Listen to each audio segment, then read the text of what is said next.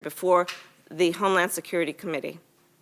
In your confirmation hearing on November 8th, you stated you would issue guidance to your agents stating that DACA recipients and dreamers are not enforcement priorities. Have you done that?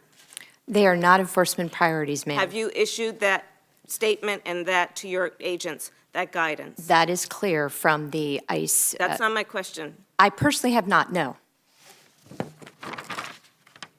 You also committed that you would make clear to DHS employees that DACA recipients' information would not be shared for enforcement purposes. Have you done that? I have verified that. It is not proactively shared. If it's a national security threat, that's a different matter, but DACA information is not proactively provided. I have verified that.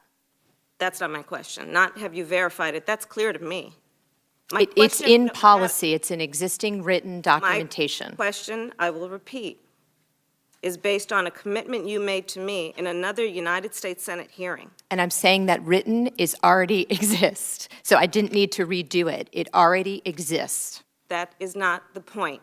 Have you made that clear? Yes, I have. Hundreds of thousands of employees in your department. Yes, I have had multiple meetings where we have discussed this, and I have clarified again and again. Yes, ma'am. Have you issued some kind of directive, written directive, to the hundreds of thousands of employees of your agency? It already exists.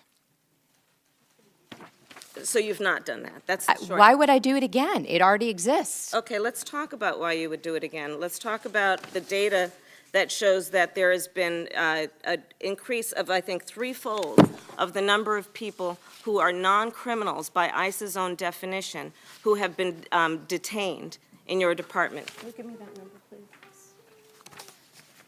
How do you reconcile your point, which is that it's clear to the agents in your department, when the data supplied by your own agency does not reflect that? The data that I have has 92% last year being criminals and those with final orders of removal.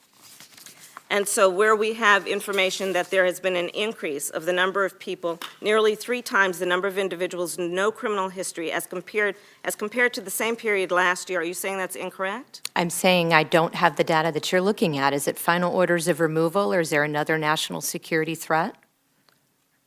No criminal history. That's not what I asked. Is it a final order of removal? We're talking about the people that you are contacting. Are you prioritizing equally people with no criminal history as you are those who you described earlier as being criminals because they are felons? We prioritize those with criminal convictions as well as those with final orders of removal. So my question is, do they have equal priority in your agency? They're both top-tier priority for enforcement. Do they have then equal priority? Ma'am, we're going to enforce the law. If there's a final order of removal, we will seek to remove you. Okay. What is your budget request for this year? I don't have the figure for FY18.